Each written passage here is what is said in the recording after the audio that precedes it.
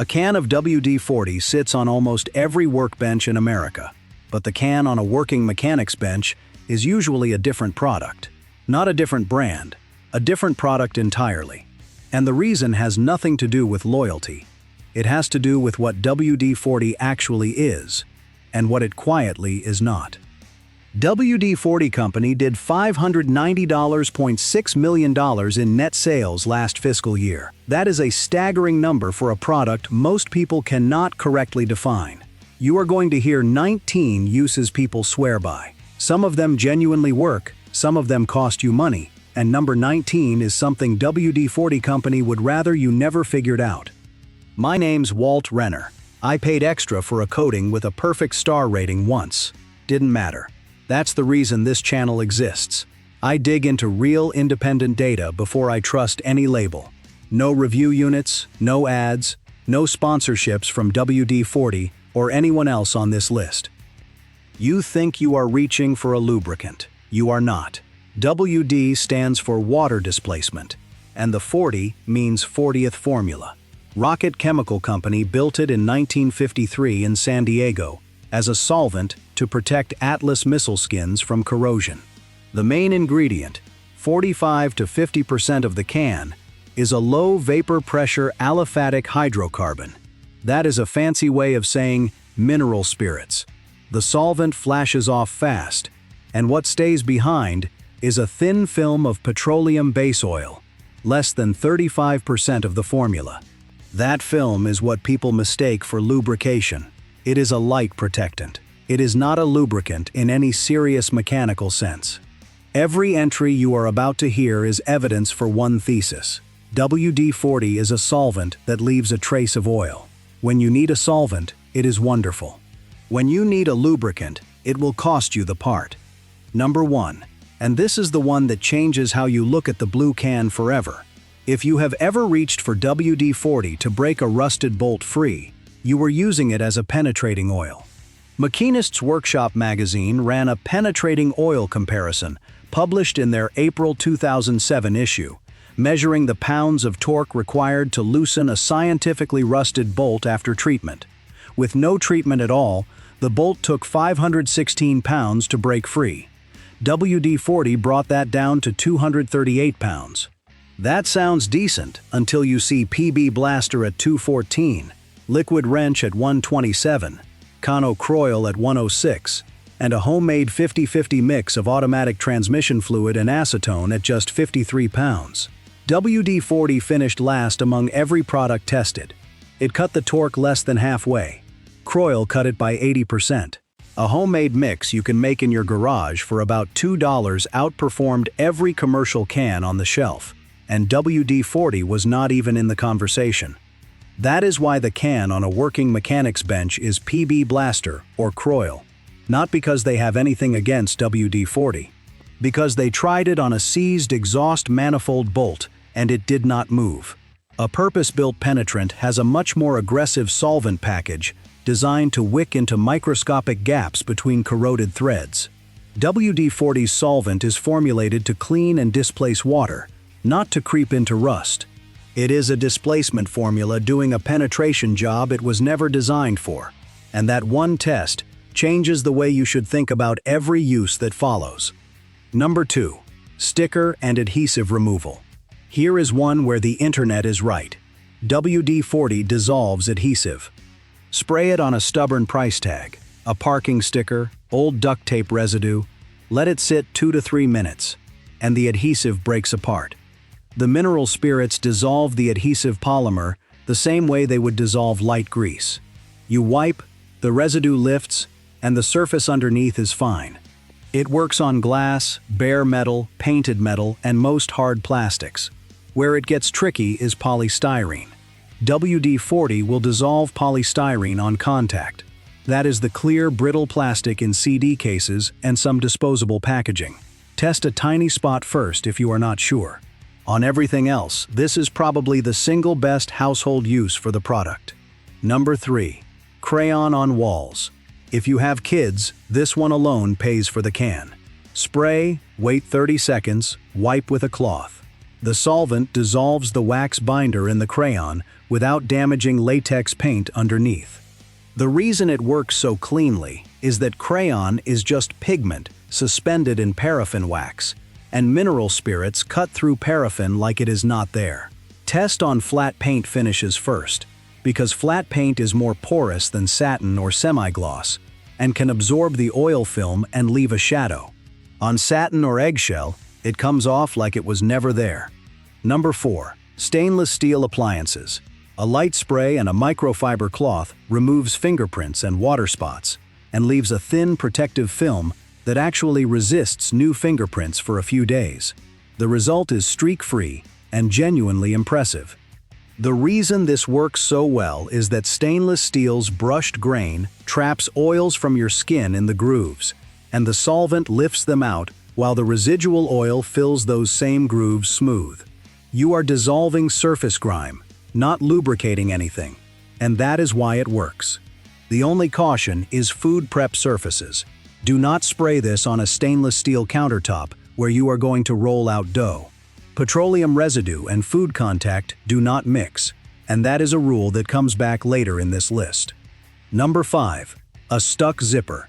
One short spray directly onto the zipper teeth, then work the slider back and forth. The solvent gets between the interlocking teeth and clears the corrosion or grit that jammed them. A zipper sticks because dirt or oxidation builds up in the gaps between teeth and increases the friction past what the slider's spring pressure can overcome. The solvent dissolves that buildup and the slider moves again. For a jacket or bag you use every day, follow it with a wax-based zipper lubricant afterward, because the WD-40 film evaporates within a day or two, and the zipper will stick again the next time grit gets in. The fix is real, the duration is not. Those first 5 all work because you are using the product as the solvent it actually is. But here is where people start using it as something it is not, and the cost begins. Number 6. Bike chains. This is the one that cycling shops have been begging people to stop doing for years.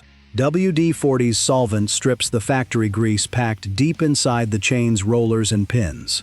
That grease is there by design, packed in during manufacturing to reduce metal-on-metal contact between the roller and the pin at high RPM.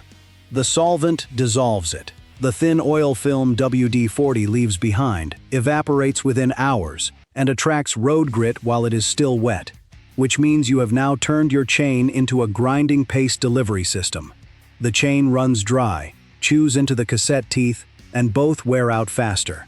A replacement chain and cassette on a decent road or mountain bike runs $40 to $80. A bottle of proper chain lube is $8 to $12 and lasts months. If you want to use WD-40 on a bike, use it to clean a gunked-up chain, then wipe it dry and apply a real chain lubricant after. Do not ride on it. Number 7. Locks and deadbolts. This one sounds logical, and it will ruin the lock. WD-40 flushes out the factory lubricant, protecting the pin tumblers and springs inside the cylinder. Within days, the solvent evaporates and leaves behind a film that attracts dust and grit. That dust packs into the tight tolerances between the pins, and the lock starts sticking worse than before you sprayed it.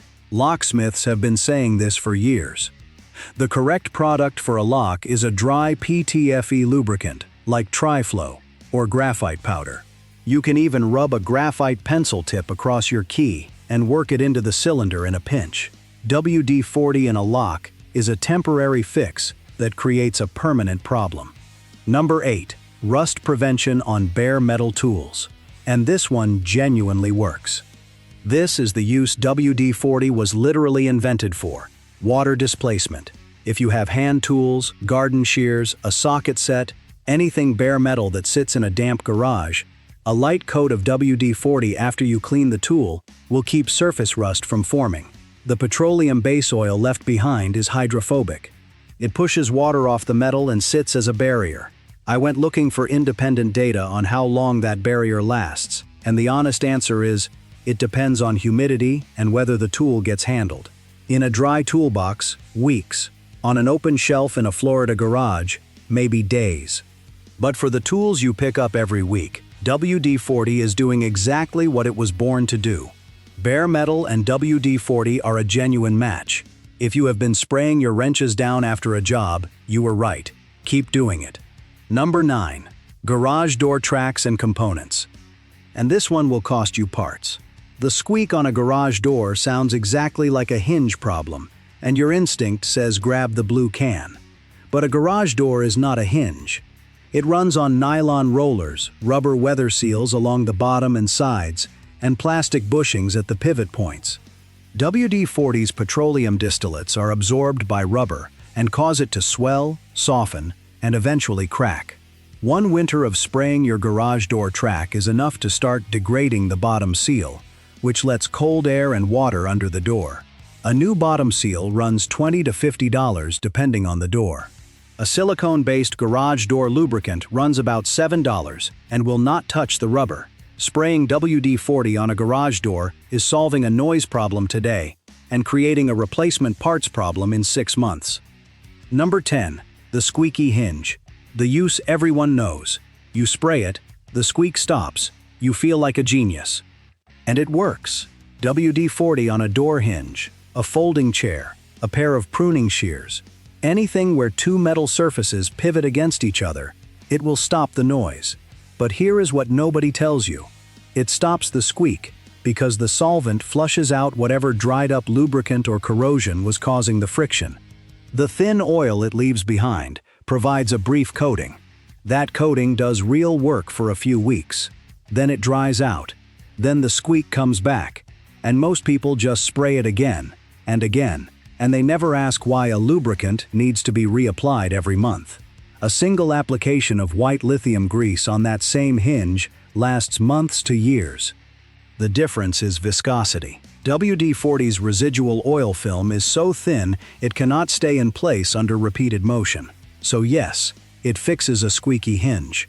It just fixes it the way a paper towel fixes a leaky pipe. Temporarily, repeatedly, and at the cost of never actually solving the problem. Number 11. Scuff marks on hard floors. Those black streaks from shoe soles are rubber transfer, and they bond surprisingly well to tile and sealed wood. Most people scrub at them with soap and get nowhere. WD-40 dissolves the rubber compound in seconds. Spray a small amount onto a cloth, not the floor, and rub the scuff mark. It lifts off clean. Works on tile, linoleum, vinyl, and sealed hardwood.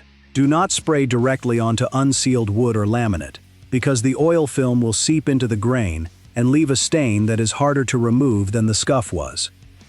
Number 12. A stuck ring on a swollen finger. If you have ever watched someone at a kitchen sink running cold water and twisting and pulling at a ring that will not come off, this is the fix they did not know about. Spray WD-40 around the ring.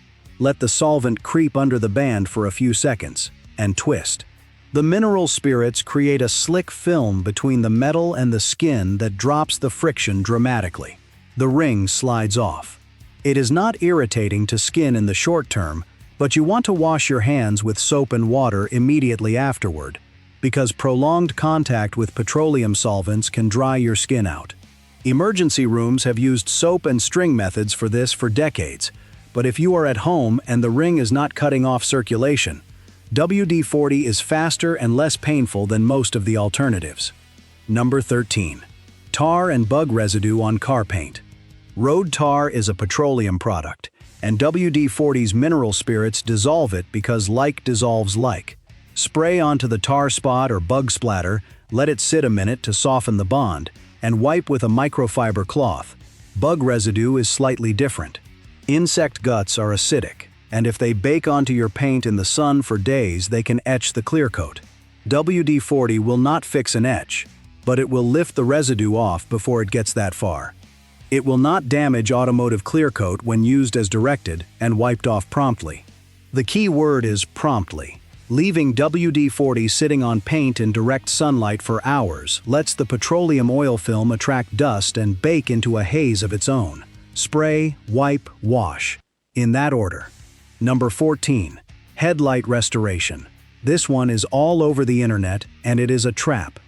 Spraying WD-40 on foggy headlights makes them look clear for about a week. The solvent fills microscopic surface scratches on the polycarbonate lens, and the oil film creates temporary clarity. But you did not remove the oxidation. You masked it. Within days, dirt sticks to the oil film, and the haze comes back worse. Here is the part that should bother you. Polycarbonate and petroleum distillates are not friends. WD-40's hydrocarbon solvents can act as a stress-cracking agent on polycarbonate plastic. Repeated application can cause crazing, tiny stress fractures across the lens surface that scatter light instead of projecting it. That is permanent damage. You cannot sand it out. You cannot polish it away. The lens is done. A proper headlight restoration kit with wet sanding and a UV-resistant clear coat runs $15 to $25 and lasts 1 to 3 years. The WD-40 trick costs nothing up front and can cost you $150 to $400 per headlight assembly on the back end. Number 15. Protecting a snow shovel blade.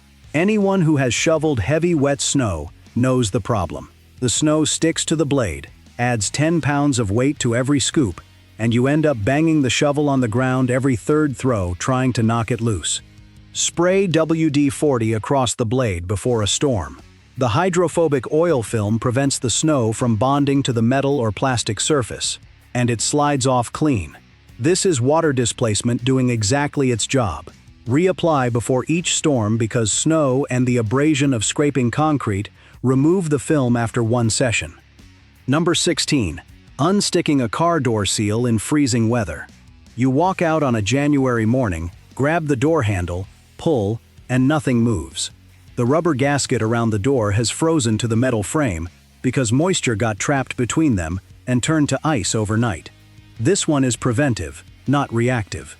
Spray WD-40 on the rubber door gaskets before a cold snap. The oil film sits between the rubber and the frame and prevents water from bonding the two surfaces together when it freezes. This is water displacement at its most literal, the exact job the formula was designed for in 1953. Apply once before winter. Reapply after washing the car, because the soap strips the film. Number 17. Garden tools after the season. This is one of the most practical uses on this entire list, and almost nobody does it. At the end of fall, wash the soil off your shovels, rakes, pruning shears, and trowels. Dry them. Spray a coat of WD-40 on every metal surface. Hang them up. Come spring, the tool is rust-free and the pivot points on your shears still move. Soil is slightly acidic, and if you leave it caked on metal in a damp shed all winter, it will pit the surface. The WD-40 barrier stops that. This is the Atlas missile use case scaled down to a garden trowel, and it works just as well. A 2-minute job in November saves you from buying a new set of shears in April because the old ones seized shut. Number 18. Waterproofing leather boots. Some people swear by this. The petroleum base oil does repel water for a short time, but petroleum distillates can dry out leather over time, breaking down the natural oils that keep leather supple.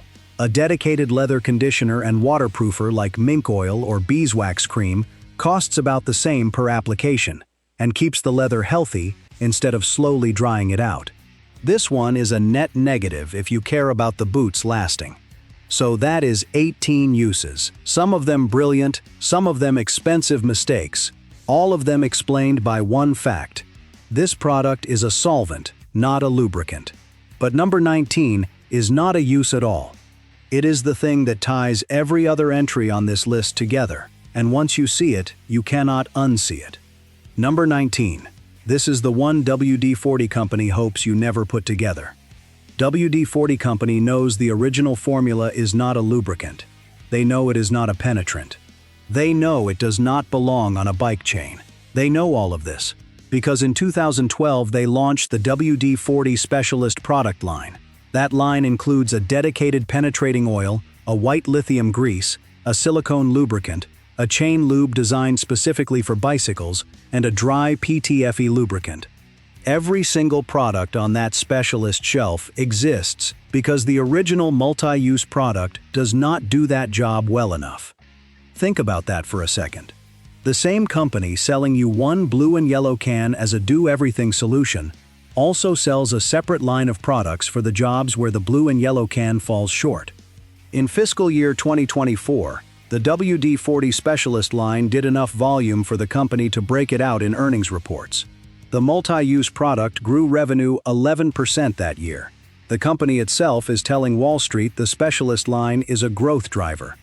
The cheap, honest answer is that WD-40 Multi-Use is a solvent and light protectant, and for anything beyond that you need a purpose-built product. But that story does not sell $590 million worth of one blue and yellow can a year. The brand's power sits on the belief that one can does it all. The Specialist line exists as quiet proof that it does not, and the original can outsells every Specialist product combined because the myth is more profitable than the correction. That is who profits from you not knowing the difference, not a villain, an incentive. And you are looking at it every time you walk past that shelf and reach for the familiar can, instead of the one next to it that was actually built for the job. 2 questions to carry past any product like this. First, is there a real number backing the claim, or just a feeling word on the label? Second, does the company that makes it also sell a separate product for the same job? If the answer to that second question is yes, you already know which one they trust more. The penetrating oil test I mentioned, the one from Machinist's Workshop? The homemade 50/50 ATF acetone mix beat every commercial product on the shelf. I wanted to know why, so I went digging into who else has run that test since, and what the chemistry says about why transmission fluid and nail polish remover outperform a $12 can. That's the next one.